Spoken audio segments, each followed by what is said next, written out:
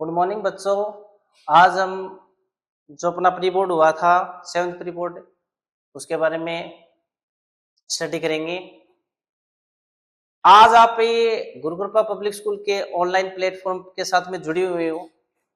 इसके ऊपर कुछ महत्वपूर्ण ऐसे प्रश्न जो इस साल के इंपॉर्टेंट क्वेश्चन है वो इस साल पूछे जाने वाले हैं। इनका कुछ विद सॉल्यूशन के साथ में अपन रीड कर रहे हैं। इनमें पहला जो अपने पास क्वेश्चन है वो है क्षारीय एमिनो अम्ल है। अब इनमें क्षारीय अमीनो अम्ल कौन से होते हैं? जिनके पास NH2 ग्रुप हो, जिनमें NH2 ग्रुप हो ना, वो उनकी प्रकृति होती है क्षारीय।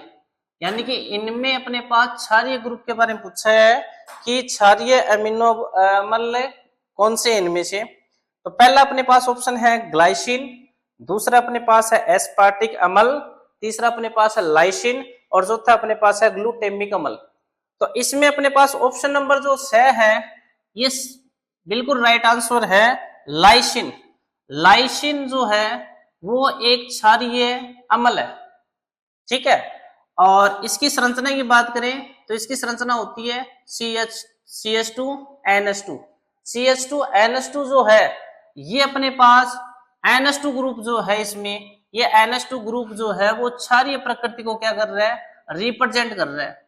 तो इसमें ऑप्शन नंबर जो 6 है वो करेक्ट आंसर होगा लाइसिन। और जो लाइसिन है वो क्षारीय अमीनो अम्ल की तरह क्या करता है? व्यवहार करता है। क्वेश्चन नंबर 2 है इसमें, ईथर को एल्युमिना पर 653 केल्विन ताप पर प्रवाहित करने पर क्या उत्पाद बनता है? जब आप ईथर की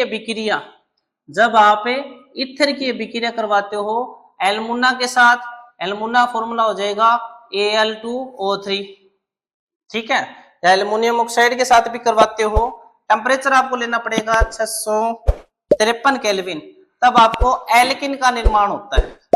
एल्किन का क्या होता है? निर्माण होता है। और ये जो एल्किन होती है ये अपने पास से उच्च एल्किन होती है। उच्च एल्किन का क्या होता है?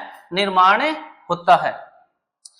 अगला प्रश्न अपने पास, निम्न में से कौन HCF4 के साथ समसंरचनात्मक है? समसंरचनात्मक का मतलब होता है समान संरचना, समान संरचना बनाना।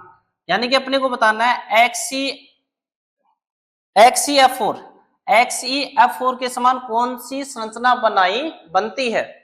तो इसमें अपने पास जो संरचना बनेगी ना, इसमें अपने पास पहला जो ऑप्शन दे रखा है वो दे रखा है ICl4, दूसरा दे रखा है अपने पास ICl4 नेगेटिव, तीसरा दे रखा है अपने पास SO4 2 नेगेटिव और चौथा दे रखा है SF4। तो इसमें अपने पास जो सल्फेट आयन है वो सल्फेट आयन क्या करता है? ये जो होता है HCF4 के समान है संरचना प्रदर्शित करता है।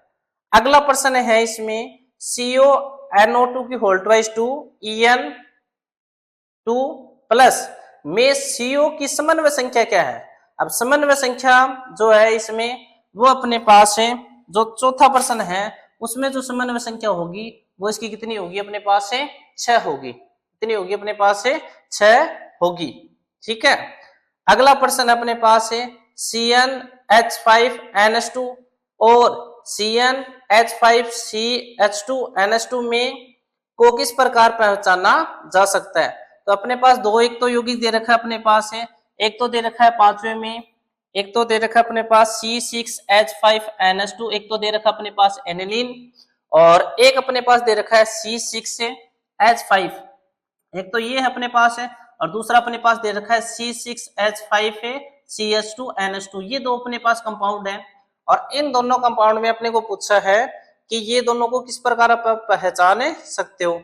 तो फेलिंग फ्रिक्शन है, दूसरा ऑप्शन अपने पास आइसोसाइनाइड फ्रिक्शन है, तीसरा अपने पास है सोडियम नाइट्रेट प्लस HCl को मिलाकर आप मिश्रण बना के आप पहचान सकते हो और चौथा अपने पास है आइडोफॉर्म। तो किनके द्वारा आप इनको पहचान सकते हो? तो इनमें अपने पास ऑप्शन नंबर 4 जो है ना, ऑप्शन नंबर 3 है ना, कि सोडियम नाइट्रस प्लस HCl का जो मिश्रण होता है ये अपने पास एनिलीन युक्त जो यौगिक होते हैं ना उनको पहचान करने के लिए अपन क्या करते हैं? काम में लेते हैं, ठीक है। अगला प्रश्न अपने पास, ताप बढ़ाने से किसी वस्तु का वाष्प दाब क्या होता है?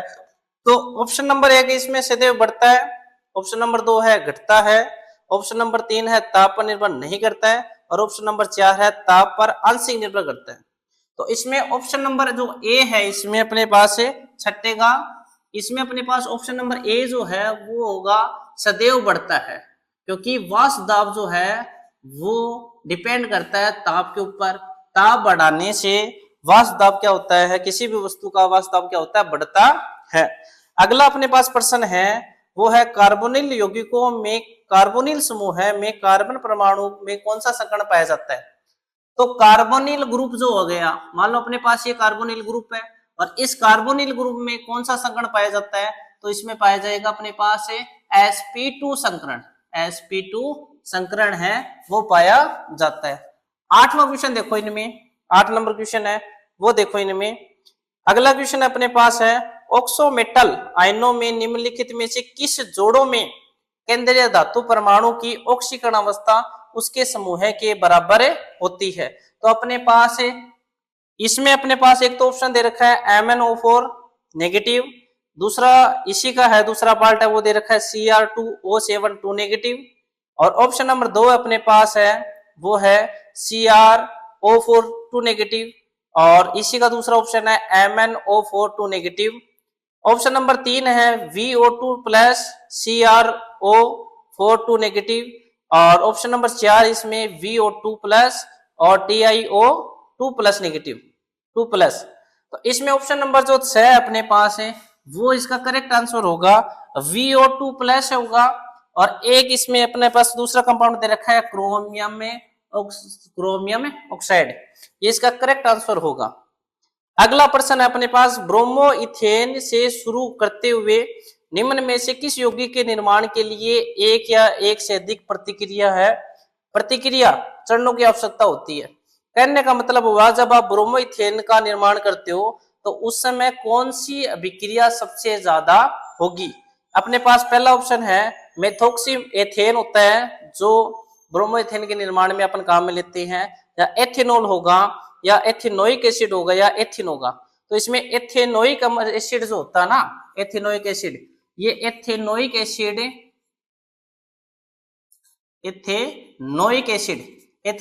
एसिड जो होता है वो आपके पास ब्रोमो एथेन है उसके निर्माण में मदद करता है। अगला प्रश्न है इसमें शुद्ध जल की मोलरता कितनी होती है। तो शुद्ध जल की मोलरता ऑप्शन नंबर 1 अपने पास है 55.5, दूसरा अपने पास मोल, दूसरा अपने पास 1000 मोलरता, तीसरा अपने पास 18, और चौथा अपने पास है 1 मोल। तो इसमें ऑप्शन नंबर जो ए होगा 10वीं में ऑप्शन नंबर जो ए है वो होगा 55.5 मोलरता आपको देखने को मिलती है। अगला क्वेश्चन है इसमें अपने पास है किसी सेल में रेडॉक्स अभिक्रिया संपन्न हो रही है तो सेल का विद्युत वाहक बल ज्ञात कीजिए। जब कोई भी अभिक्रिया अपने को हो रही है, कोई भी अभिक्रिया हो रही है, मान लीजिए अपने पास रेडॉक्स अभिक्रिया, मान लो रेडॉक्स अभिक्रिया है और रेडॉक्स अभिक्रिया में अपने को EMF का मान चाहिए, अपने को विद्युत वाहक बल का मान चाहिए। तो रेडॉक्स अभिक्रिया के लिए विद्युत वाहक बल का मान हमेशा धनात्मक होगा, ठीक है। इसमें ऑप्शन दे रखा है धनात्मक होगा, ऋणात्मक होगा, शून्य होगा या 1 होगा। तो आपको ये याद रखना है कि रेडॉक्स अभिक्रिया के लिए EMF का मान हमेशा धनात्मक आपको देखने को मिलता है। अगला प्रश्न अपने पास है 11वां क्वेश्चन अपने पास है वो 12वां क्वेश्चन अपने पास है वो है प्रथम कोटि अभिक्रिया के 90% पूर्ण होने में लगभग कितना समय लगता है। 90% का मतलब हो गया कि अपने पास 1/3% है वो अभिक्रिया हो चुकी है।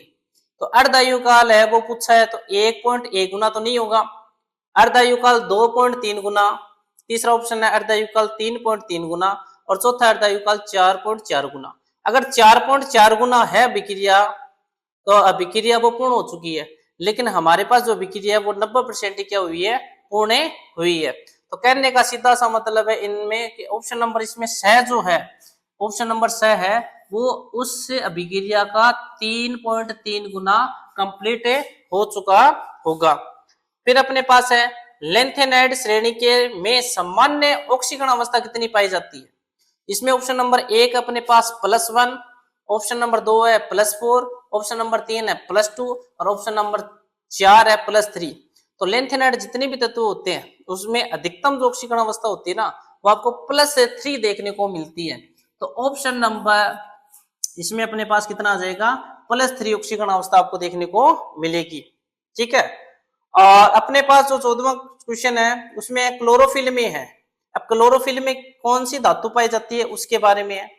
पहला इसमें है कोबाल्ट है, दूसरा मैग्नीशियम है, तीसरा आयरन है, चौथा है निकल।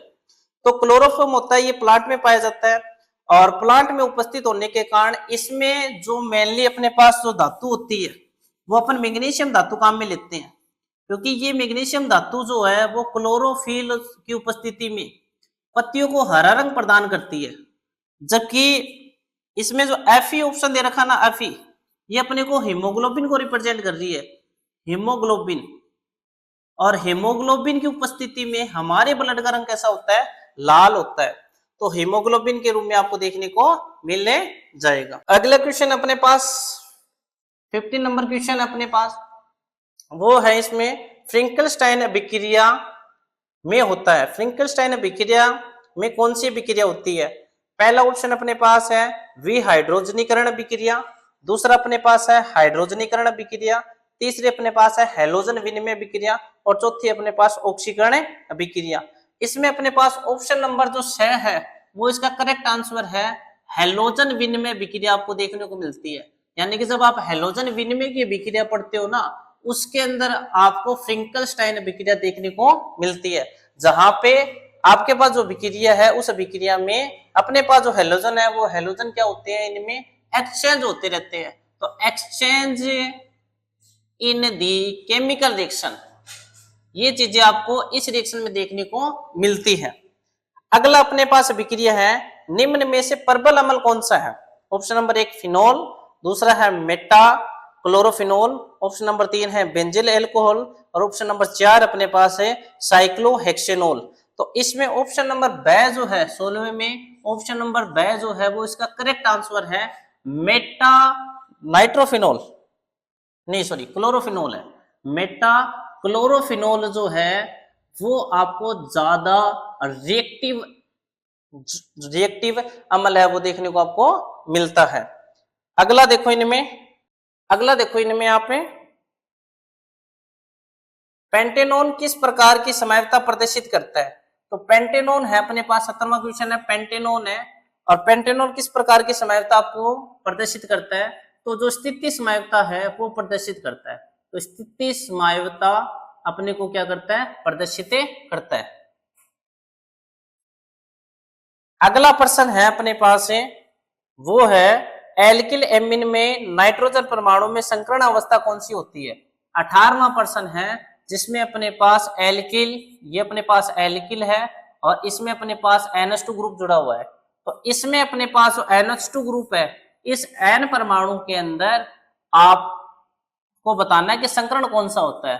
तो कौन सा संकरण मिलेगा आपको? sp3 संकरण पाया जाता है। अगले है फिर अपने पास क्वेश्चन नंबर 2 आ गए और वह क्वेश्चन नंबर 2 है वो रिक्तस्थान है। पहला रिक्तस्थान अपने पास है उभय तंतु लिगेंड है वो समयता प्रदर्शित करते हैं। तो कैसी समयता प्रदर्शित करते हैं? तो वो बंधन समयता आपको देखने को मिलती है, इनमें बंधन समयता है वो आपको देखने को मिलती है। दूसरा है प्रश्न अपने पास है संक्रमण धातुओं की कण एंथैल्पी जो होती है उसका मान क्या होता है? तो कण एंथैल्पी का मान होता है वो कैसा होता है अपने पास है, उच्च होता है। संक्रमण धातुओं की कण एंथैल्पी का मान उच्च होता है। ठीक है, अगला प्रश्न अपने पास एल्कोहल का सामान्य सूत्र लिखिए। तो एल्कोहल का अपने पास कौन सा सामान्य सूत्र होगा वो देखो। एल्कोहल के अपने पास तीन है, कौन सा भी लिख सकते हो। पहला लिख सकते हो तुम्हें CnH2n+O, ये भी एल्कोहल का है। दूसरा तुम लिख सकते हो इसमें CnH2nOH, ये भी एल्कोहल का फॉर्मूला अपने पास है। ठीक है, और तीसरा तुम यहां पे लिख सकते हो ROH। तो तीनों के तीनों अपने पास क्या हो गए, एल्कोहल के फॉर्मूले हैं। ठीक है, अगला प्रश्न अपने पास है डी व एफ ब्लॉक के तत्वों को क्या कहते हैं? अब डी ब्लॉक के जो तत्व होते हैं 4 नंबर पे है। जो डी ब्लॉक के तत्व हैं इन डी ब्लॉक के तत्वों को कहते हैं संक्रमण तत्व, संक्रमण तत्व कहते हैं। और जबकि एफ ब्लॉक के जो तत्व होते हैं, एफ ब्लॉक के तत्व होते हैं, उनको कहते हैं अंतः संक्रमण तत्व, अंतः संक्रमण तत्व, अंतः संक्रमण तत्व। अगर इनकी संख्या की बात करें ना तो डी ब्लॉक में जो तत्व होते हैं वो आपको 40 देखने को मिलते हैं, ठीक है। जो आवर्त सारणी के एस और पी ब्लॉक के अंदर आपको रिप्रेजेंट दिखाई देते हैं। एफ ब्लॉक के तत्व होते हैं वो आवर्त सारणी से आपको अलग ही दिखाई देते हैं, उनकी संख्या कितनी होती है, 28 होती है। अब संक्रमण तत्व होते हैं उनकी श्रेणियां चलती है 3D, 4D, 5D और 6D होती है। जबकि अंतः संक्रमण की जो श्रेणियां होती हैं वो अंतः संक्रमण की श्रेणियां हैं वो अपने पास बनती है 6 से, ये अपने पास 5F और 6F बनती है, ठीक है। अगला प्रश्न अपने पास है वो है क्रोमेट आयन की आकृति कैसी होती है। क्रोमेट आयन जो होती है उनकी आकृति अपने पास कैसी होती है, तो इनकी आकृति होती है चतुष्फलकीय, चतुष्क फलकीय इनकी आकृति आपको देखने को मिलती है। ऑप्शन नंबर अपने पास कौन सा प्रश्न है, 5 नंबर जो खाली स्थान उसका है। छठा है अपने पास है प्रथम श्रेणी के संक्रमण तत्वों में कम गणनांक कौन सी धातु का पाया जाता है। तो सबसे कम जो गणनांक होता है ना वो होता है अपने पास जिंक का। जिंक एक ऐसी धातु होती है जिनका गणनांक जो है, जिनका गणनांक जो है वो क्या होता है अपने पास है कम में होता है। अगला प्रश्न है इनके अंदर क्रोमाइल क्लोराइड प्रक्षेपण किसके लिए। तो क्रोमाइल क्लोराइड जो प्रक्षेपण होता है ना वो क्लोरीन जो होती है ना उस क्लोरीन गैस या क्लोरीन अपने पास जो तत्व होता है उसके प्रक्षेपण में अपन क्या करते हैं, काम में लेते हैं। अगला देखो इनमें CrO क्रोमियम ऑक्साइड एक ऑक्साइड है, कैसा ऑक्साइड है। अब क्रोमियम ऑक्साइड है तो कैसा है, क्षारीय है, क्योंकि क्रोमियम जो है वो एक धातु है और धातु कैसी प्रकृति की होती है, क्षारीय प्रकृति की होती है, जिसके कारण अपन ये बोल सकते हैं कि ये कैसे होते हैं, क्षारीय प्रकृति का होता है। अगला अपने पास है अभिक्रिया के वेग को अभिकर्मकों की सांद्रता के पदों में व्यक्त करना क्या कहलाता है। तो किसी भी अभिक्रिया के अभिकारकों की सांद्रता को पदों में व्यक्त करना उसका वेग नियतांक कहलाता है, वेग नियतांक कहलाता है, ठीक है। अगला प्रश्न अपने पास है वो है EDTA4 नेगेटिव एक कैसा है। तो ये अपने पास है 9th नंबर प्रश्न है, ये अपने पास है, ये अपने पास कैसा नियतांक होता है। तो ये बहुतंतुर होता है, बहुतंतुर। बहुतंतुर कौन से होते हैं, जिनमें एक से अधिक दाता परमाणु क्या होते हैं, जुड़े हुए होते हैं। और एक से अधिक दाता परमाणु जुड़े होते हैं ना उनको बोलते हैं बहुतंतुर लिगेंड के नाम से जाना जाता है। तो EDT अपने पास कैसे होते हैं, बहुतंतुर लिगेंड आपको देखने को मिलते हैं। अब अपने पास है तीसरा क्वेश्चन है इसका, तीसरे का फर्स्ट है, ठीक है। जो संक्रमण धातुओं में परमाणुकरण की उच्च एथैलेपी होती है इसका क्या कारण है। पहला कि जितने भी अपने पास है, जैसे कि अपने पास थर्ड का पहला ही और थर्ड के पहले में पूछ रखा है कि जो संक्रमण तत्व होते हैं उन संक्रमण तत्वों के अंदर आपके पास उच्च एथैलेपी होती है। क्या कारण है, पहला तो होता है कि जो संक्रमण तत्व होते हैं इनकी उच्च एथैलेपी होती है, संक्रमण तत्वों की उच्च एथैलेपी होती है, उच्च एथैलेपी होती है, पहला तो ये है। और इसके अलावा दूसरा इसका रीजन क्या है, इनमें अयुग्मित इलेक्ट्रॉन होते हैं और अयुग्मित इलेक्ट्रॉन होने के कारण, अयुग्मित इलेक्ट्रॉन होने के कारण आपको ये चीजें देखने को होने के कारण ये जो संक्रमण तत्व होते हैं इनकी उच्च एथैलेपी देखने को मिलती है।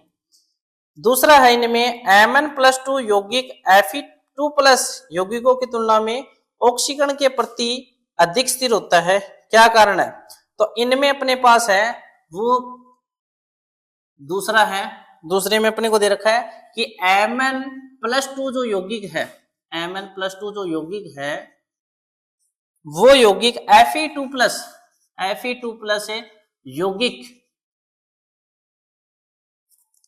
यौगिक की तुलना में ऑक्सीकरण के प्रति अधिक स्थिर होता है। इनका कारण क्या है, तो Mn का जब हम इलेक्ट्रॉनिक विन्यास देखते हैं ना, इलेक्ट्रॉनिक विन्यास, तो इलेक्ट्रॉनिक विन्यास और इलेक्ट्रॉनिक विन्यास में जो डी कक्षक होता है वो डी कक्षक आपको अनफिल्ड या बोल सकते हैं पूर्ण भरा हुआ नहीं मिलता, आपको पूर्ण भरा नहीं मिलता है। और पूर्ण भरा नहीं मिलता है तो ये यौगिक क्या करते हैं, फिर वो ज्यादा ऑक्सीकरण अवस्था देखने को मिलते हैं। जबकि Fe+2 में Fe2+ में अपने पास इलेक्ट्रॉन विन्यास में जो डी कक्षक है उस डी कक्षकों में आपको इलेक्ट्रॉन क्या मिलते हैं, फुल फील्ड भरे हुए होते हैं, तो इलेक्ट्रॉन भरे हुए होंगे। ठीक है, ये इनका एक मेनली अपने पास क्या है, रीजन है। ठीक है, जिसके कारण जो Fe है अपने पास, जो Fe2+ है वो Fe2+ क्या करता है, आसानी से ऑक्सीकरण के द्वारा Fe3+ में क्या हो जाता है, चेंज हो जाता है। ये किसके कारण है, डी ऑर्बिटल के कारण या डी कक्षकों के कारण, या अपन ये बोल सकते हैं कि इनमें आपको अयुग्मित इलेक्ट्रॉन भी क्या होते हैं, प्रेजेंस आपको देखने को मिलते हैं। अगला प्रश्न अपने पास है, कॉपर 2+ आयन रंगीन होते हैं जबकि Zn+2 आयन है वो रंगहीन होते हैं। अपने पास तीसरा क्वेश्चन दे रखा है और अपने को ये पूछ रखा है कि कॉपर 2+ जो होता है ना वो तो होता है रंगीन, ठीक है, और Zn+2 है वो होता है अपने पास रंगहीन होता है। क्या रीजन है इसका? इसका एक ही रीजन है, जो कॉपर 2+ होता है अपने पास, कॉपर 2+ होता है, ये अपना इनके पास जो होते हैं ना वो अयुग्मित इलेक्ट्रॉन होते हैं, और अयुग्मित इलेक्ट्रॉन होने के कारण, अयुग्मित इलेक्ट्रॉन होने के कारण, अयुग्मित इलेक्ट्रॉन होने के कारण ये तो होंगे रंगीन प्रकृति के। जबकि Zn+2 में क्या होता है, डी कक्षक पूर्ण फील होते हैं, डी कक्षक पूरे भरे होते हैं, पूरे भरे होते हैं, और पूरे भरे होने के कारण ये कैसे होते हैं, रंगहीन होते हैं, रंगहीन आपको देखने को मिलते हैं, तो रंगहीन आपको रंगहीन होते हैं। ठीक है, अगला प्रश्न है, प्रतिलोम प्राशन किसे कहते हैं? ठीक है, चौथा प्रश्न अपने पास है, प्रतिलोम प्राशन किसे कहते हैं? प्रतिलोम प्रासरण। अब प्रतिलोम प्राशन होता है कि कोई भी अपने पास है प्रतिलोम प्राशन, प्रतिलोम का मतलब होता है विपरीत, अगर कोई भी प्राशन की क्रिया विपरीत हो रही है ना उसको बोलते हैं प्रतिलोम प्राशन। यानी कि जब आपके पास अधिक सांद्रता से निम्न सांद्रता की ओर कोई विलयन जा रहा है और प्रतिलोम प्राशन हो रहा है तो वो क्या करता है कि वो अपने अधिक सांद्रता से निम्न सांद्रता की ओर जाते जाते वो क्या करता है फिर कि अपने पास है उसी दाब और दाब पर, ठीक है, वो अर्धपारगम्य झिल्ली के द्वारा क्या होता है, गुजर जाता है। ठीक है, और ये जो है ना प्रतिलोम प्राशन होता है, प्रतिलोम प्राशन पे अपने पास जो आरो होता है ना वो काम करता है, तो आरो के अंदर प्रतिलोम प्राशन की क्रिया देखने को मिलती है, यानी कि अधिक सांद्रता से निम्न सांद्रता की ओर गमन करता है, लेकिन अर्धपारगम्य झिल्ली के द्वारा वो क्या करता है, अधिक से निम्न की ओर, ठीक है, विपरीत दिशा में जाना शुरू कर देता है। अगला प्रश्न है, गैल्वेनी शेल का नामांकन चित्र बनाइए। गैल्वेनी शेल बोल दो, डेनियल शेल है। अब इनमें सबसे पहले अपन लेंगे एक पात्र, दो पात्र लेंगे, और इन दोनों पात्रों के अंदर हमें जिनका ऑक्सीकरण करवाना है और जिनका अपचयन करवाना है वो दो धातुओं का अपन क्या करते हैं, यूज लेते हैं। अब मान लो मैंने बीकर लिया ए, ये अपने पास बीकर ए है और ये मेरे पास बीकर बी है। अब बीकर ए में मैंने ले लिया Zn और बीकर बी में मैंने ले लिया कॉपर, दो धातुएं ले ली। अब एक का तो करवाना है ऑक्सीकरण और एक का क्या करवाना अपने को, अपचयन करवाना है। अब इनमें अपने पास क्या डालेंगे, जो धातु आपने ली है ऑक्सीकरण और अपचयन के लिए उन्हीं का अपन क्या डालेंगे, उसमें सोल्यूशन डालेंगे। ठीक है, जैसे कि जिंक काम में ले रहे हो तो जिंक काम में लोगे तो इसमें सोल्यूशन डालना पड़ेगा तुम्हें ZnSO4 डालना पड़ेगा। और अगर कॉपर का तुम करवा रहे हो तो तुम कॉपर सल्फेट तुम्हें काम में लेना पड़ेगा। और उसके बाद में इनको अपन क्या करेंगे, एक के बैटरी के द्वारा क्या कर देंगे, ऐड कर देंगे, जिनके कारण आपके पास है वो ऑक्सीकरण और अपचयन की विक्रिया, रेडॉक्स विक्रिया वो होगी।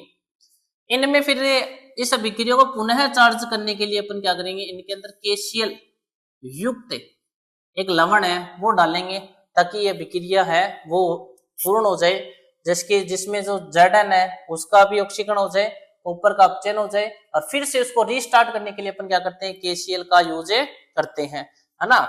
इनमें क्या होगा कि Zn है वो तो क्या करेगा, इलेक्ट्रॉन त्यागेगा, और इलेक्ट्रॉन त्यागेगा तो अपने पास बनाएगा Zn+2।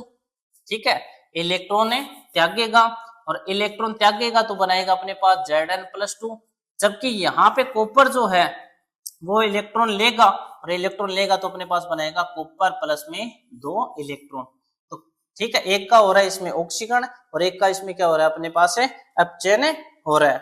अगला देखो, इनमें हेलो एल्केन जल में अल्पविलीय होते हैं, क्यों हेलो एल्केन जल में अल्पविलीय होते हैं? इनका मेनली कारण है कि इनमें जो हाइड्रोजन बंध है, जो हेलो एल्केन है उनमें ये छठा प्रश्न है, जो हेलो एल्केन है उन हेलो एल्केन में अंतरा आणविक हाइड्रोजन बंध नहीं बनते हैं, अंतरा आणविक हाइड्रोजन बंध नहीं बनते, और अंतरा आणविक हाइड्रोजन बंध नहीं बनते हैं जिनके कारण वो क्या होते हैं, जल के साथ में रिएक्ट नहीं करते हैं। ठीक है, ये इनका एग्जाम्पल हो गया। अगला प्रश्न अपने पास, जब एल्कोहल की क्रिया सांद्र H2SO4 के साथ में 413 केल्विन पर करवाते हैं तो मुख्य उत्पाद क्या बनेगा? जब आप एल्कोहल की विक्रिया करवाते हो CH3CH2OH, ये एल्कोहल है, और इसकी विक्रिया जब आप 413 केल्विन पे करवाते हो ना, तब तो अपने पास किसका निर्माण होता है? अपने पास ईथर का निर्माण होता है। ईथर का निर्माण होगा तो अपने पास कंपाउंड बनेगा, वो बनेगा CH3CH2O। ठीक है, CH2 और CH3 एक तो बनेगा, अपने पास ईथर का क्या होता है निर्माण होता है। और जब ये विक्रिया अपने पास, जब आप एल्कोहल की विक्रिया 443 केल्विन पे करवाते हो तब आपको एथिन का निर्माण होता है, जहां पे आपके पास CH3 CH2 और OH, और यहाँ पे CH3 को तुम ऐसे लिख सकते हो ऐसे, तो यहां से जल बाहर जाएगा, और जल बाहर जाएगा तो हमारे पास किसका निर्माण हो जाता है? एक एल्किन का निर्माण हो जाता है। ठीक है, अगला प्रश्न अपने पास कौन सा है? अगला अपने पास है कि आप फिनोल को बेंजीन में कैसे परिवर्तित करोगे, यानी कि अपने पास जो फिनोल है उस फिनोल को कैसे आप चेंज करना तुम्हें, फिनोल को बेंजीन में। तो फिनोल को बेंजीन में चेंज करने के लिए अपने पास एक विक्रिया है, यानी कि जब आप फिनोल की विक्रिया जिंक के साथ करवा दो, फिनोल की विक्रिया किसके साथ करवा दो? जिंक के साथ करवा दो, तो यहाँ पे जिंक जो है ना वो क्या करेगा? ऑक्सीडाइज हो जाए।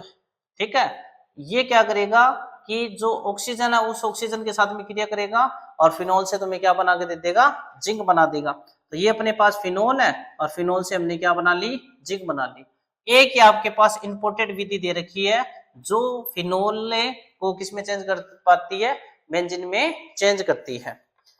अगला प्रश्न अपने पास है, कॉपर 2+ इलेक्ट्रॉनिक विन्यास लिखिए और चुंबकीय आघूर्ण भी बताइए। अब कॉपर का जो इलेक्ट्रॉनिक विन्यास है अपने पास है, कॉपर का इलेक्ट्रॉनिक विन्यास कॉपर 2+ का निकालना है। अब कॉपर का इलेक्ट्रॉनिक विन्यास होता है, ठीक है, कॉपर का वो अपने पास हो जाता है 1s2 2s2 2p6 3s2 3p6 4s2 और 3d। ठीक है, कितने हो गए? 10 और 18, 18 और 2 20, 20 और 9 19। ठीक है, 20 और 9 29 हो गए। अब अपने को कॉपर 2+ निकालना है, तो कॉपर 2+ का हो जाएगा, इसमें तो से 2 इलेक्ट्रॉन अपने पास क्या हो जाएंगे? कम हो जाएंगे। तो 1s2 2s2 2p6 3s2 3p6 4s2 और 3d7 4s2 3d7। ठीक है, अब इनमें चुंबकीय आघूर्ण की बात करें तो इनमें अपने पास जो 4s ऑर्बिटल है उसमें 2 इलेक्ट्रॉन है, वो 2 इलेक्ट्रॉन फुल फिल्ड होंगे, और 3d में अपने पास इलेक्ट्रॉन फिल करेंगे तो अपने पास इलेक्ट्रॉन क्या आ जाएगा? ठीक है, इसमें अपने को 7 इलेक्ट्रॉन क्या करने हैं? फिल करने हैं। 1 2 3 4 5 6 और 7। ठीक है, तो इनमें अपने पास अयुग्मित इलेक्ट्रॉन की संख्या अपने पास कितनी हो जाएगी? 3 हो जाएगी, 3 हो जाएगी वो अपने पास अयुग्मित इलेक्ट्रॉन की संख्या।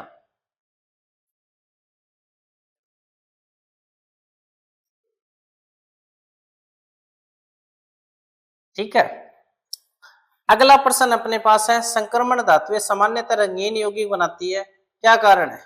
तो संक्रमण धातुओं के पास में अयुग्मित इलेक्ट्रॉन होते हैं, संक्रमण धातुओं में अयुग्मित इलेक्ट्रॉन होते हैं।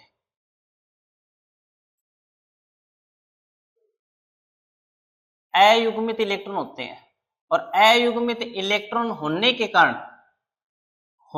कारण जो होते हैं, ये जो संक्रमण धातुएं हैं वो रंगीन यौगिक आपको प्रदर्शित करती है। अगला क्वेश्चन अपने पास है, कीटोन से पिनाकोल कैसे प्राप्त किया जाता है। तो कीटोन से अपने को पिनाकोल कैसे प्राप्त करेंगे, जब आप 2 मोल कीटोन की विक्रिया, जब आप 2 मोल कीटोन की विक्रिया मैग्नीशियम अमलगम के साथ में, और साथ में क्या करवा दो, जल अपघटन करवा दो, तब आपको पिनाकोल का निर्माण हो जाएगा। ठीक है, जैसे कि अपने पास कीटोन है, 2 मोल कीटोन ले रहे हैं, तो अपने पास ये कीटोन रहा, और इसकी रिएक्शन अपन करवाएंगे मैग्नीशियम अमलगम के साथ में, और इन द प्रेजेंस ऑफ जल के, तो अपने पास पिनाकोल बनेगा। और पिनाकोल का फॉर्मूला हो जाता है CH3C, यहाँ पे CH3 लगेगा, यहाँ पे CH3 और यहाँ पे अपने पास क्या लग जाएगा, OH, और यहाँ पे अपने पास क्या लग जाएगा, OH। ठीक है, इसी संरचना का नाम होता है पिनाकोल, यानी कि पिनाकोल का क्या हो जाता है, अपने पास है निर्माण हो जाता है। अगला प्रश्न देखो, इनमें 1 ग्राम चुनित लकड़ी 1 ग्राम लकड़ी के टुकड़े से अधिक जलती है, क्या कारण है। तो इनका मेनली कारण है गतिज ऊर्जा का। ठीक है, गतिज ऊर्जा के कारण आपको ये देखने को मिलती है। दूसरा, अगला प्रश्न अपने पास है, तापमान में 10 केल्विन की वृद्धि शायद ही कभी कणों की गतिज ऊर्जा को दुगुनी करती है। इसके बाद इसका क्या रीजन अपने पास है, 5वें का बी है, इसका क्या रीजन है, इसकी गतिज ऊर्जा। अब गतिज ऊर्जा जितनी ज्यादा होगी, किसी के अंदर गतिज ऊर्जा जितनी ज्यादा होगी, वह विक्रिया उतनी तेजी के साथ में होगी। तो गतिज ऊर्जा का इसका रीजन हो गया, जो इसके अंदर को क्या कर देती है, दुगना कर देती है। अगला प्रश्न अपने पास है, दिखाए गए कि प्रथम क्रम प्रतिक्रिया के मामले में 99.9 प्रतिक्रिया होने में लगने वाला समय प्रतिक्रिया के 50% के लिए आवश्यक समय से 10 गुना है। अब 50%, यहाँ पे जो 50% है ना अपना, ये 50% बता रहा है अपने को अर्ध विक्रिया के बारे में, यानी कि अर्ध विक्रिया हो रही है, और वो अर्ध विक्रिया कितनी होगी, 99.9% है वो अर्ध विक्रिया आपकी हो गई है। और ये जो है वो आवश्यक समय 10 गुना लेती है। ये अपने को सिद्ध करना है कि कोई भी विक्रिया, मान लो अपने पास पहले तो विक्रिया थी X थी, और वो विक्रिया कुछ टाइम के बाद में क्या हो गई, घटित हो गई, यानी कि कम हो गई। यानी कि पहले विक्रिया थी वो 100% थी, अब कितनी कम हो गई, तो हम क्या करेंगे कि 100 में से अपन क्या करेंगे 99.9 क्या कर देंगे, माइनस कर देंगे। पहले अपने पास विक्रिया इतनी थी, और उसके बाद में घटित हुई अन्य विक्रिया वो इतनी रहेगी। यानी कहने का मतलब अपने पास है ये जो मान आएगा वो कितना आएगा, 0.1। 0.1 जो है वो हमारे न घटित होने वाली विक्रिया है। 99.9 तो घटित हो गई, अब विक्रिया टोटल अपने पास कितनी है, यानी दर है वो कितनी अपने पास 100 है, और ये अभिक्रिया जो है वो आवश्यक समय से 10 गुना लेगी। ये अपने को सिद्ध करना है ना। ये अपने को जैसे कि अपने पास कोई भी विक्रिया हो रही है उसका अपन निकालेंगे 99.9% के 9% में, तो अपने पास है ये जो मान आएगा, ये यहाँ पे अपन लेंगे ln r अपॉन में r note, ln r upon में r नोट। तो यहाँ पे हम अर्ध विक्रिया निकालें 99.9 का, तो यहाँ पे ये वैल्यू अपन पुट कर देंगे, या इसकी जगह तुम ये भी काम में ले सकते हो a अपॉन में a माइनस एक्स। ठीक है, तो ln बराबर 99.9 नहीं 0.1 रह गया, और अपॉन में अपन क्या लगा देंगे, 100 लगा देंगे। ठीक है, 100 अपॉन में 0.1, तो अपने पास 99.9 का अपने पास कितना रह गया, तो अपने पास log के फॉर्म में ले रहे हैं, तो अपने पास यहाँ पे ये जो मान आएगा ना वो अपने पास आ जाएगा log a। ठीक है, log a 100 के बेस में ले लो, या log 10 के बेस में लेना पड़ेगा। log 10 के बेस में अपने पास है ये log 10 का मान अपने पास कितना आ जाएगा, 2.303, तो t 99.9 आ जाएगा, वो आ जाएगा अपने पास 2.303। और अर्ध विक्रिया अपने को निकालनी है, तो अर्ध विक्रिया यानी कि अपने को 1/2 निकालना है, तो 1/2 के लिए निकालेंगे अपने पास है, तो अपने पास आ जाएगा log a। ठीक है, log x अपॉन में a माइनस एक्स, यानी 50% हो गई है। तो t हाफ निकालेंगे तो अपने पास आ जाएगा log, टोटल अपने पास कितनी है 100, कितनी अपघटित हो गई अपने पास है 50 हो गई, ठीक है। काटोगे तो अपने पास कितने आ गए 2, तो t हाफ का जो मान आएगा वो अपने पास कितना आएगा, वो आएगा अपने पास है log 2, कितना आएगा log 2, और log 2 है उसका मान अपने पास आता है 3 पॉइंट या 0.3013 आता है। तो अपन ने उसका अर्धायुकाल निकालेंगे, अर्धायुकाल, अब अर्धायुकाल निकालेंगे तो अपने पास आ जाएगा t 99.9 अपॉन में निकालेंगे t 1/2, तो इन दोनों के मान को अपन पुट कर देंगे, पुट करेंगे तो अपने पास ये मान आ जाएगा यहाँ पे, ठीक है, और 2 के बेस में वो ले रहे हैं।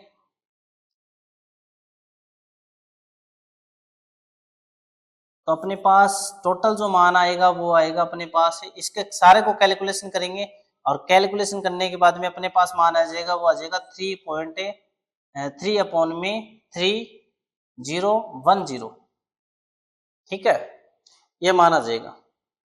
अगला प्रश्न अपने पास है PCl5 एक ऑक्सीकरण एजेंट के रूप में कार्य करता है, क्या कारण है, तो PCl5 एक ऑक्सीकरण एजेंट के रूप में कार्य करता है। पहला तो है कि जो फास्फोरस होता है, ठीक है, अपने पास है जो फास्फोरस होता है उसकी +5 ऑक्सीकरण अवस्था पाई जाती है, और +5 ऑक्सीकरण अवस्था पाए जाने के कारण ये क्या करता है, ऑक्सीकरण ज्यादा करता है और अपचेद क्या हो जाता है, कम हो जाता है। तो ये एक अपचयन ऑक्सीकारक का क्या करता है, कार्य करता है। मेनली इसकी ऑक्सीकरण अवस्था ज्यादा होने के कारण ये एक ऑक्सीकारक की तरह क्या करता है, कार्य करता है, ठीक है। डाई नाइट्रोजन रासायनिक रूप से निष्क्रिय होते हैं, क्या कारण है, पहला डाई नाइट्रोजन जो होता है उनमें, डाई नाइट्रोजन का पूछ रखा है इसमें, ये कौन सा, ये अपने पास है 7वीं का बी है, तो 7वीं का बी अपने पास है। पहला तो डाई नाइट्रोजन है वो रासायनिक रूप से निष्क्रिय होता है, तो पहला तो इसमें रीजन है अणु में बहुबंधता के कारण, अणु में बहुबंधता के कारण, और बहुबंधता के कारण है पहला तो डाई नाइट्रोजन निष्क्रिय होता है। दूसरा क्या रीजन है, दूसरा इसमें बंधन समय, बंधक जो होता है ना, या अपने बोलेंगे धात्विक बंध जो होता है वो ज्यादा पाया जाता है, धात्विक बंध, ठीक है, ये रीजन है इसमें। इसके अलावा इसमें बंधन ध्रुवता है वो भी देखने को मिलती है, बंधन ध्रुवता है वो भी, बंधन ध्रुवता के कारण भी क्या करते हैं, जो नाइट्रोजन होते हैं और रासायनिक रूप से क्या होते हैं, निष्क्रिय। CN6 3 नेगेटिव और Fe(F6) 3 नेगेटिव में चुंबकीय व्यवहार पर चर्चा कीजिए। जो 8वां क्वेश्चन है इनमें अपने पास एक तो दे रखा FeCN6 है 3 नेगेटिव, और एक दे रखा अपने पास FeF6 3 नेगेटिव। इनमें चुंबकीय व्यवहार की बात करते हैं तो ये आपको चुंबकीय प्रकृति का दिखाई देता, ये आपके पास चुंबकीय प्रकृति का होता है, और ये आपके पास कौन सा होता है, प्रति चुंबकीय प्रकृति को आपको देखने को मिलता है, तो प्रति चुंबकीय ये होता है। अगला प्रश्न अपने पास CrNH3 Br SO4 में आयनन समायोगी का आयुपेशी नाम लिखिए। 9वां क्वेश्चन है अपने पास है वो है CrNH3 Br और इसका अपने पास कौन सा दे रखा है SO4। अब इनमें आयनों का अगर आदान प्रदान, यानी कि आयनों के बीच में अगर आदान प्रदान हो रहा है, चेंज हो रहा है, तो उसमें आपको आयन समायोगी देखने को मिलती है। जैसे कि अपने पास है वो आ जाएगी अपने पास, अगर इनकी संरचना बनाएंगे तो अपने पास बनेगी ये, ठीक है, और वहां पे Br क्या हो जाएगा, बाहर निकल जाएगा, यानी कि ये Br जो है वो आपको, ये भी अपने पास क्या है रेनाइन, और ये भी अपने पास क्या है रेनाइन है, तो आयनों का एक प्रकार से आयन है जिनका आदान प्रदान आपको देखने को मिलता है, ठीक है। अगला प्रश्न अपने पास है कि अपने पास है 298 केल्विन पर सेल की गिब्स ऊर्जा ज्ञात कीजिए, है ना। अगला जो प्रश्न अपने पास है वो गिब्स ऊर्जा अपने को पूछी है कि गिब्स ऊर्जा ज्ञात करनी है, और अपने को टेम्परेचर दे रखा है 298 केल्विन पर, जहां पे क्रोमियम बना रहा है, क्रोमियम बना रहा है, क्रोमियम 3+ है, क्रोमियम 3+ है, और कॉपर बना रहा है अपने पास है, कॉपर बना रहा है अपने पास है, कॉपर है 2 प्लस है, कॉपर बना रहा है। और अपने पास यहाँ पे इन दोनों का मान दे रखा है कि इन दोनों का मान जो है, इनका मान, इसका मान तो दे रखा है अपने पास है, वो दे रखा है माइनस के 0.75, माइनस के 0.75, और इसका मान दे रखा अपने पास 0.34। और इसमें अपने को पूछा क्या है कि गिब्स ऊर्जा ज्ञात कीजिए। तो गिब्स ऊर्जा का फॉर्मूला अपने पास होता है delta G equal to minus N F E nought cell. अब ई नोड शेल है ना, वो हमें ज्ञात करेंगे। तो E nought cell is equal to अपने पास होता है, यहाँ पे ई नोड शेल होता है E nought cathode minus anode, cathode minus anode, इनका मान अपन निकालेंगे। तो E nought cell is equal to अपने पास आ जाएगा कैथोड का अपने पास 0.34 माइनस फॉर्मूले में है, और माइनस का 0.75। अब इनको ऐड करेंगे ना तो अपने पास है, हाँ जी ठीक है, इन दोनों को ऐड करेंगे तो अपने पास आ जाएगा ई नोड शेल का जो मान आ जाएगा वो आ जाएगा अपने पास है 1.09, 1.09 वोल्ट आ जाएगा। तो अपन गिब्स ऊर्जा निकाल रहे हैं, तो गिब्स ऊर्जा delta G nought is equal to, ठीक है, delta G nought is equal to N होता है number of electron, number of electron कितने का आदान प्रदान हो रहा है। तो अपने पास क्रोमियम से क्रोमियम 3 प्लस और कॉपर से कॉपर 2 प्लस का चेंज हो रहा है। तो इसमें अपने पास कितने टोटल आयन हो गए, अपने पास आयन हो गए 6 एन का। एफ का मान अपने को दे रखा है, वो एफ का मान परसेंट में दे रखा है, वो अपने पास कितना है 96500 इंटू में 1.09। तो डेल्टा जी नोड का जो मान है वो इन सभी को मल्टीप्लाई करने के बाद में अपने पास अप्रोक्सीमेट आपका जो उत्तर आएगा वो आएगा आपके पास है के आसपास, ठीक है। अगला प्रश्न है वो है हमारे पास है उन धातुओं की एक सूची बनाई जिनमें विद्युत अपघटनी के निष्कर्षण होता है। तो इसमें विद्युत अपघटनी निष्कर्षण किसमें होता है, तो अपने पास है सोडियम है, मैग्नीशियम है, कैल्शियम है, एल्युमिनियम है, Ag है, Au है, इनका अपने पास विद्युत है, ये अपघटनी निष्कर्षण धातुएं हैं। अगला है किलेट प्रभाव किसे कहते हैं, तो यदि एक या एक से अधिक, 13वां क्वेश्चन अपने पास किलेट प्रभाव, यदि कोई भी एक या एक से अधिक दाता परमाणु किसी भी उप सहसंयोजक यौगिक में जुड़ते हैं, जिनके कारण ये क्या करते हैं कि अपने प्रभाव यानी कि अपने जो आयन है उन आयनों के करते एक्सचेंज करते हैं। जैसे कि अपने पास है NiEN4, ये अपने पास किलेट प्रभाव का एग्जाम्पल है, ठीक है। अगला अपने पास है हाफमान, संक्षिप्त में टिप्पणी लिखिए विक्रिया हाफमान ब्रोमाइड विक्रिया। हाफमान ब्रोमाइड विक्रिया कौन सी होती है, जब आप C++ONS2, ये अपने पास एक एमाइड है, ठीक है, और इसकी रिएक्शन अगर अपन किसके साथ करवा दे, इनकी रिएक्शन अपन करवा दे NaOH के साथ प्लस में Br2 के साथ करवा दो। इनके साथ अगर इसमें रिएक्शन करवाते हैं तो अपने पास है प्राथमिक एमीन का निर्माण होता है, ठीक है, प्राथमिक एमीन का निर्माण होता है। और ये प्राथमिक एमीन साथ में Na2CO3, ये एलेनिन के निर्माण की विधि है, यानी कि एलेनिन के निर्माण में अपन हाफमान ब्रोमाइड विक्रिया काम में लेते हैं। अगली विक्रिया है अपने पास है यूरिया का दुर्बल मोनो अम्लीय क्षारक कैसे है। जब आप यूरिया की विक्रिया, ठीक है, जब आप यूरिया की विक्रिया इसमें अपने पास है, ठीक है, ये फर्स्ट, ये अपने पास फर्स्ट है और ये अपने पास सेकंड है।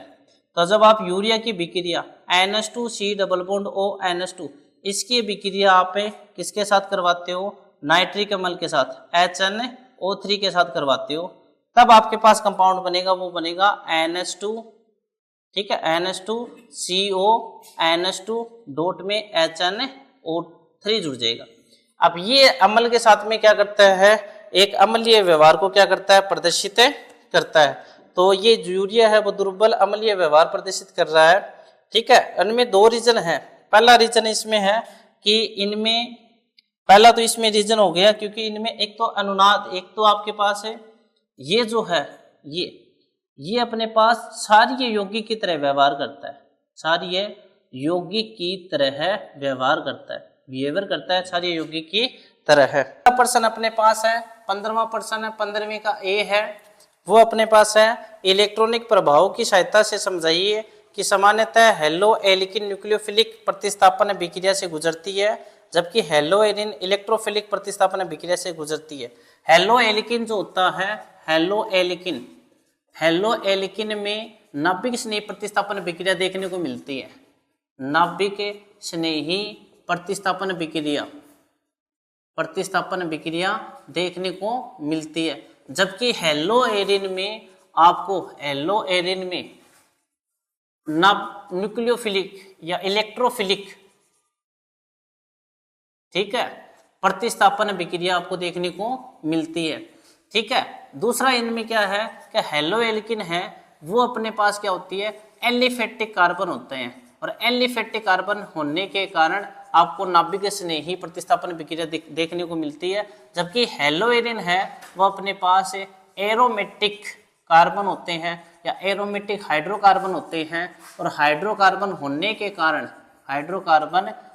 के कारण इनमें अनुनाद पाया जाता है, और अनुनाद के कारण ये क्या करते हैं, इलेक्ट्रोफिलिक के विक्रिया प्रदर्शित करते हैं। ठीक है, ये इनमें अपने को पूछा है। अगला प्रश्न है इनमें अपने पास है वो है तृतीय ब्यूटाइल एथिल ईथर की तैयारी करने के लिए आवश्यक एल्काइन हैलाइड व एल्कोक्साइड के आईयूपीएसी नाम दीजिए। तृतीयक ब्यूटाइल एथिल ईथर का ईथर के साथ HI मूल्यों में अपचयन करने पर बनने वाला उत्पाद भी बताइए कि इनमें कौन कौन सा उत्पाद बनता है और कौन कौन सा उत्पाद नहीं बनता है। पहला तो है अपने पास है कि अपने पास तृतीयक ब्यूटाइल ईथर, ठीक है, ये अपने पास है बी है इसका, वो अपने पास है तृतीयक ब्यूटाइल ईथर। तृतीयक ब्यूटाइल ईथर होता है CH3 CH2 CH2O CH2 और CH3। ठीक है, ये हो गया। अब इसकी रिएक्शन अपने को किसके साथ करवानी है, अब अपने को एल्काइल हैलाइड के साथ करवाएंगे। ठीक है, एल्काइल हैलाइड के साथ करवाएंगे, तो इसकी रिएक्शन करवा दो CH3 Cl के साथ करवा दो, या फिर तुम यहाँ पे काम ले सकते हो CH CH3 Cl ले लो। इसकी रिएक्शन करवाओगे तो अपने पास दो कंपाउंड का निर्माण होगा। पहला, ठीक है, इसके साथ साथ में एक minute, CH3 C Cl CH3। ठीक है, इसकी रिएक्शन करवानी है अपने को। आगे प्रश्न दे रखा है एल्किल हैलाइड या एल्कोक्साइड। ठीक है, या तो इसके साथ करवा दो या फिर तुम करवा सकते हो, इसकी रिएक्शन करवा सकते हो, एल्कोक्साइड ले सकते हो। एल्कोक्साइड अपने पास सोडियम एल्कोक्साइड हो सकता है, तो CH3 CH2O Na, ये हो गया। अब इसके साथ रिएक्शन करवाते हो तो तृतीय ब्यूटाइल ईथर का क्या होता है, अपने पास है निर्माण होता है। तो इसकी रिएक्शन अपने पास कौन सी हो जाएगी, ये अपने पास बनेगी CH3 CH2O Na।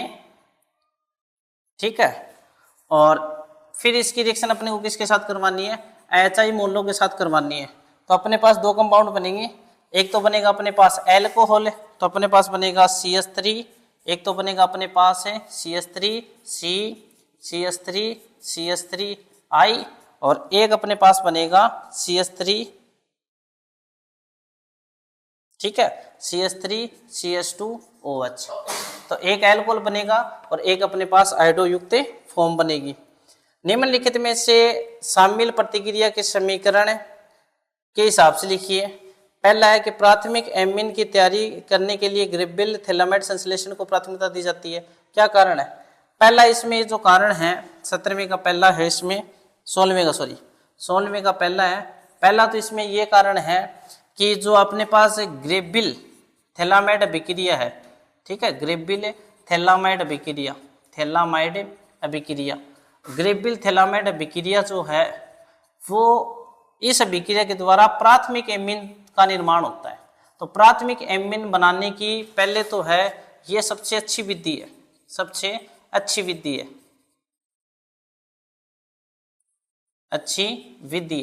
पहला तो ये। दूसरा ग्रेबिल थैलामाइड अभिक्रिया के द्वारा, ठीक है, ग्रेबिल थैलामाइड संश्लेषण अभिक्रिया के द्वारा आप 2 डिग्री और 3 डिग्री एमीन का निर्माण नहीं कर सकते हो, इसलिए प्राथमिक एमीन बनाने की ये सबसे अच्छी अपने पास क्या है, विधि है। एक व्यक्ति हीमोग्लोबिन, अगला क्वेश्चन अपने पास है, बताइए कि मेथेनामाइड का pKb 3.38 क्यों है जबकि एलानिन का 3.38 है, क्या कारण है? तो अपने पास पहला इनमें, अब एक कि मेथेनामाइड का Kpb 3.38 है जबकि एलानिन का 9.38 है, क्या कारण है? जो मेथेनामाइड होता है उसकी संरचना होती है अपने पास CH3NH2, ठीक है, और इसकी अपने पास दे रखी है, ये अपने पास दे रखा है, इसका मान दे रखा है 3.38 और एक अपने पास दे रखा है एलानिन, ठीक है, इसकी संरचना होती है ये, और इसका pKb का मान दे रखा है, वो दे रखा है अपने पास है 9.38 और अपने को पूछा है ये है कि इनमें जो मेथेनामाइड का Kb है वो ज्यादा क्यों होता है और इनका कम क्यों होता है?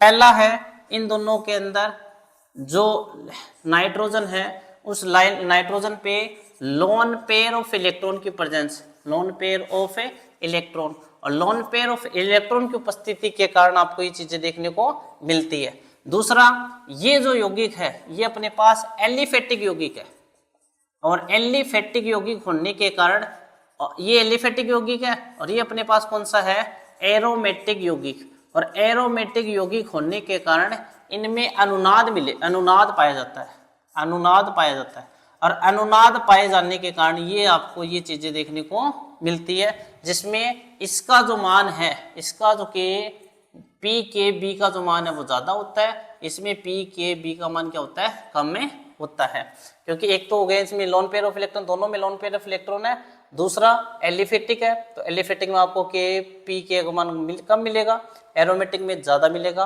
कारण अनुनाद की उपस्थिति के कारण। अगला प्रश्न है, एक व्यक्ति हीमोग्लोबिन में आरबीसी की कमी से पीड़ित है, व्यक्ति को किस विटामिन की कमी है? 2 खाद्य पदार्थों के नाम बताइए और इन्हें स्वास्थ्य में सामान्य रखने के लिए आहार में शामिल किया जाता है। तो हीमोग्लोबिन आरबीसी, ठीक है, हीमोग्लोबिन में आरबीसी की कमी है, तो उसके अंदर अपने ये 17वें अथवा वाला है, तो 16वें का अथवा वाला जो प्रश्न है उसमें अपने पास है कि कौन से विटामिन की कमी है, तो B12 विटामिन की अपने पास क्या है, विटामिन की अपने पास क्या है, कमी है। अब आहार के रूप में तुम क्या ले सकते हो, तो आहार के रूप में अपन क्या ले सकते हैं, ठीक है, दूसरा इसी में जोड़ रखा है कि आहार के रूप में आप क्या ले सकते हो, तो आप ले सकते हो मांस हो गया, ठीक है, मछली हो गई, दूध हो गया, ठीक है, दूध, सब्जियां वगैरह हो गई, तो इनको आप काम में ले सकते हो, ठीक है, अंडे वगैरह हो गए। अब डीएनए के 2 स्टैंडर्ड समान क्यों नहीं होते हैं, इनके बारे में पूछा कि जो डीएनए होता है वो डीएनए अपने पास है, वो अपने पास डीएनए की जब संरचना देखते हैं तो डीएनए की संरचना अपने पास 3' to 5' होती है और 5' to 3' होती है, ये एक दूसरे के पूरक होते हैं। क्या कारण है, तो इनमें अपने पास पहला कारण तो ये है कि इनमें अपने पास है एडेनिन, गवानोसिन, साइटोसिन, ठीक है, और अपने पास थाइमिन, ये चारों के चारों जो अपने पास है प्यूरिन और पिरिमिडिन होते हैं, ये एक दूसरे के पूरक होते हैं, एक दूसरे के पूरक होते हैं, और एक दूसरे के पूरक होने के कारण ये चीजें आपको देखने को मिलती है। अगला प्रश्न है अपने पास है यौगिक ए, ठीक है, जिसमें C7H14 में ओजोनोलिसिस से यौगिक बी और सी युक्त मिश्रण प्राप्त होता है, बी और सी दोनों ही धनात्मक 2,4 DNP, DNP का फुल फॉर्म होता है DNP, अपने पास होता है डाइनाइट्रोफेनिल, परीक्षण और टोनेज परीक्षण देते हैं, बी केनेजारो के प्रतिक्रिया से गुजरता है, सी एल्डोल संघनन से गुजरता है, और डी देता है बी भी पीसीसी के साथ में 2,2-डाइमेथाइल प्रोपेनोल की प्रतिक्रिया से प्राप्त होता है। ए और बी की संरचनाएं निकालें, सी और डी को पहचानें और शामिल प्रतिक्रियाओं के समीकरण देकर उत्तर की पुष्टि कीजिए। कहने का मतलब अपने पास एक दे रखा है, अपने पास है C7H14, एक अणुसूत्र दे रखा है C7 और H14। अब C7H14 है, सबसे पहले अपन देखेंगे ये यौगिक है क्या, ये एक यौगिक हाइड्रोकार्बन है जिसमें CN CnH2n, ठीक है। अब CnH2n अपने पास कौन सी होती है, एल्किन होती है। तो ये जो ये जो कंपाउंड है ये आपके पास क्या है, एल्किन है। और उस एल्किन की अपने पास क्या करवा रखी है, अभिक्रिया करवा रखी है कि एल्किन की अभिक्रिया हमें किसके साथ करते हैं, ठीक है। तो 2,2 डाई प्रोपेनॉल के साथ में अपन इसका ऑक्सीकरण करवाते हैं। जब इसका ऑक्सीकरण करवाते हैं C7H14 का ऑक्सीकरण करवाते हैं तो आपको क्या प्राप्त होगा, आपको प्राप्त होता है देखो BBPCC के साथ 2,2 डाई मेथाइल प्रोपेनॉल प्राप्त होता है। तो इसमें बनेगा अपने पास 2,2 डाई मेथाइल प्रोपेनॉन बनता है। और मेथाइल प्रोपेनॉन ये क्या ये बनता है। और जो आपके पास 2,4 DNP प्रक्षेपण व टोलिन विकर्मक के साथ में क्या करता है, संघनन करता है। तो अपने पास ये क्या करता है, 2,2 डाई मेथाइल प्रोपेनॉन। अब 2,2 डाई, ठीक है, मेथाइल ग्रुप लगा। अब इसका अपन क्या करवाएंगे, इसकी अपन रिएक्शन करवाएंगे एल्डोल संघनन। अब एल्डोल संघनन जो विक्रिया होती है, एल्डोल संघनन जो विक्रिया होती है वो तो या तो कीटोन देता है या फिर अपने पास क्या देता है, एल्डिहाइड देता है। तो हम ये कह सकते हैं कि इसके बाद में जो यौगिक बनेगा C, वो या तो हो सकता है अपने पास एल्डिहाइड या फिर अपने पास क्या हो सकता है, कीटोन हो सकता है।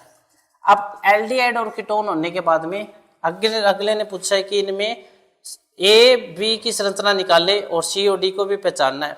अब एल्डोल संघनन देगा, साथ में ये कह रहा है कि C जो है वो केनेजारो विक्रिया देगा, ठीक है, C है वो केनेजारो विक्रिया देगा। और केनेजारो विक्रिया अपने पास कौन देता है, एल्डिहाइड देता है।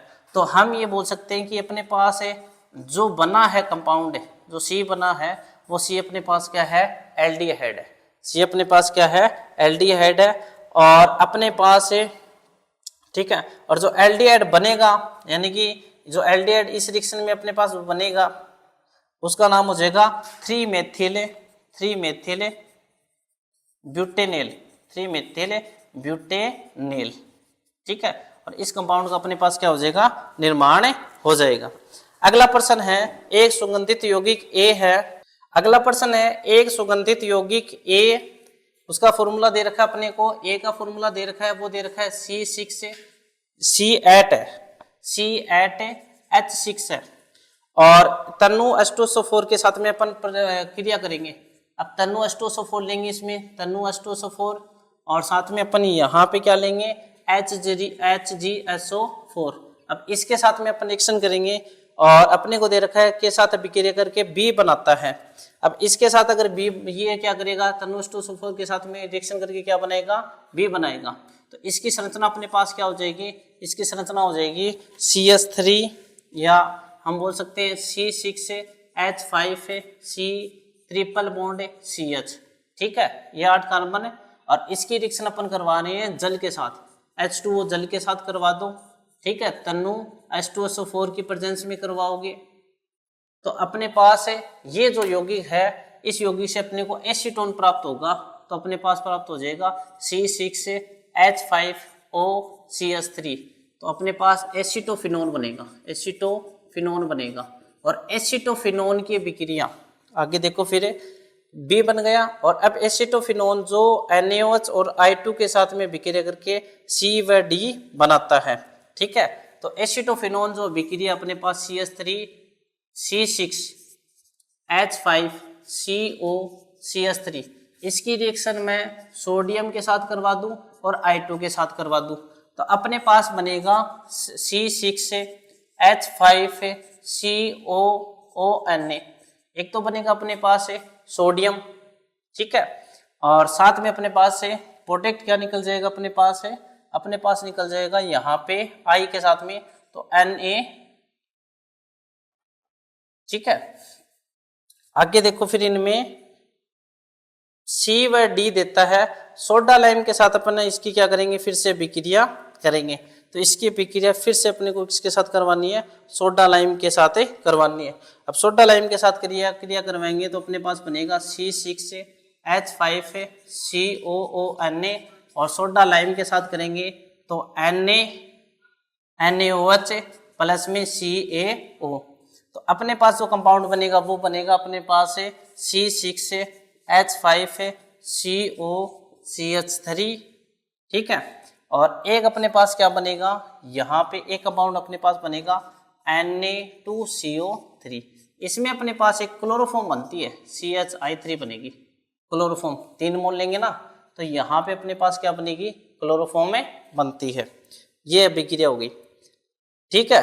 अगली अपने पास है, अगला प्रश्न अपने पास है 18वां प्रश्न, लास्ट प्रश्न है ये। क्वथनांक की वृद्धि और हिमांक में अवनमन की तुलना में माइक्रोमोलिकुलर के आणविक द्रव्यमान को मापने के लिए ऑस्मोटिक दाब एक महत्वपूर्ण मापदंड होता है। कहने का मतलब क्वथनांक में वृद्धि करोगे, 18वें का फर्स्ट है ये, ठीक है। क्वथनांक में वृद्धि करोगे, क्वथनांक में वृद्धि, क्वथनांक में वृद्धि, और क्वथनांक में वृद्धि करने से, इन क्वथनांक में वृद्धि करने से हिमांक, क्वथनांक में क्या होती है, क्वथनांक में वृद्धि करने से जो माइक्रोमोलिकुलर होते हैं, जो सूक्ष्म कण होते हैं, सूक्ष्म कण होते हैं, वो तेजी के साथ में तीव्र क्या करते हैं, तीव्र गति करते हैं, तीव्र गति करते हैं। और जबकि आपके पास हिमांक में अवनमन करने से इनका आणविक द्रव्यमान रहता है वो क्या हो जाता है, कम होता है। तो हिमांक में अवनमन करने से, हिमांक में अवनमन, अवनमन करने से, हिमांक में अवनमन करने से इनमें क्या होता है, तेजी के साथ में क्या करते हैं, दाब लगाते हैं, ठीक है। अवनमन करने पर दाब को बढ़ाएंगे, दाब बढ़ाने से, दाब बढ़ाने से गतिज ऊर्जा का मान बढ़ेगा, इसमें गतिज ऊर्जा का मान बढ़ता है, ठीक है। अगला प्रश्न इसमें, सड़क से बर्फ हटाने के लिए साधारण नमक का उपयोग क्यों किया जाता है?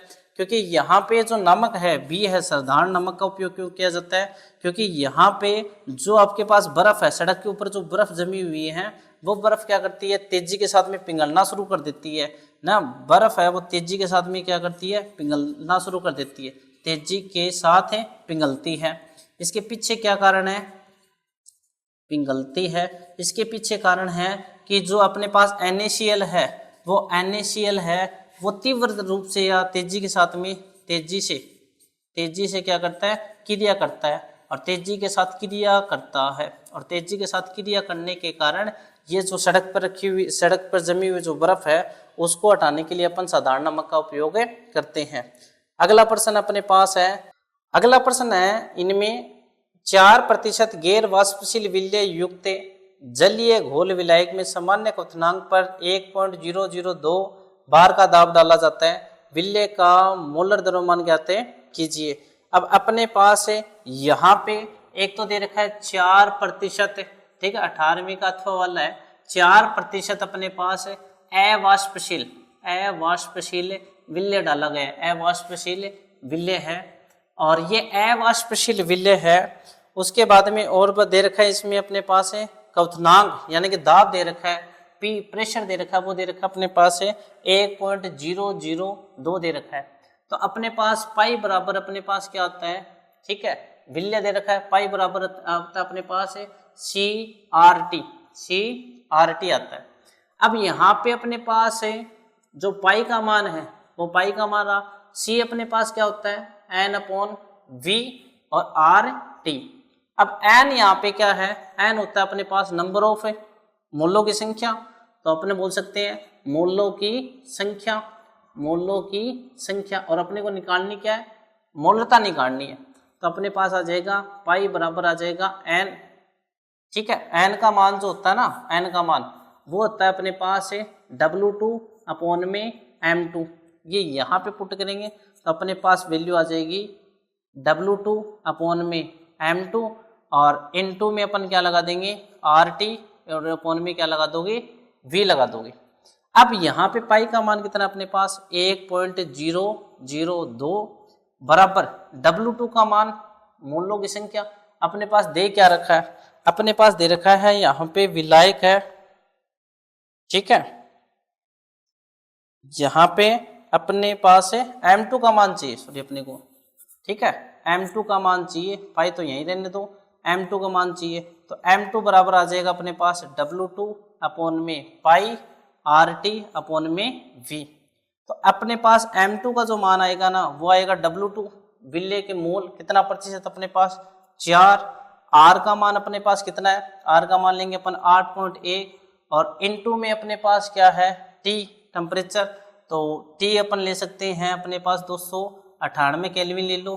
पाई का मान ले लो अपने पास 1.002 और इनटू में V है वो अपने पास कितना लेंगे अपन 1000 ml में लेंगे, तो ये अपन लेंगे 1000 ml में लेंगे। तो अपने पास टोटल जो अमाउंट निकल के आ जाएगी है ना, लास्ट इसका आंसर आएगा वो आएगा अपने पास 342 ग्राम पर ml आपके पास उत्तर आएगा।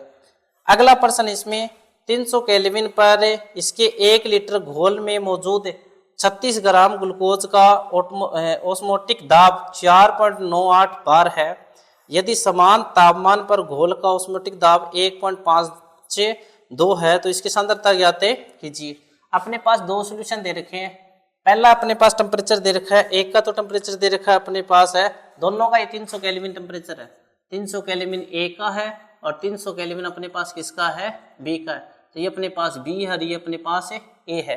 अब इसके ऊपर एटमॉस्फेरिक ये अपने पास जो दाब लगा रखा है वो दाब है P1 या अपनी बोलेंगे पाई1, और पाई1 का मान अपने पास दे रखा है वो दे रखा है 4.98 और एक अपने पास दे रखा है वो दे रखा है अपने 1.52। ठीक है, ये है अपने पास पाई2 और 36 ग्राम अपने को क्या दे रखी है, सांद्रता दे रखी है।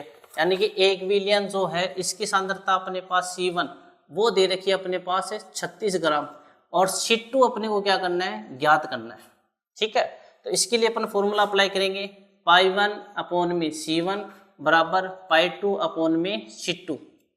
अब अपने को C2 का मान चाहिए तो ये मान अपन यहाँ पे लेके आएंगे ना, तो अपने पास फॉर्मूला निकल के आ जाएगा C2 बराबर पाई2 C1 और अपॉन में अपने पास क्या आ जाएगा पाई1।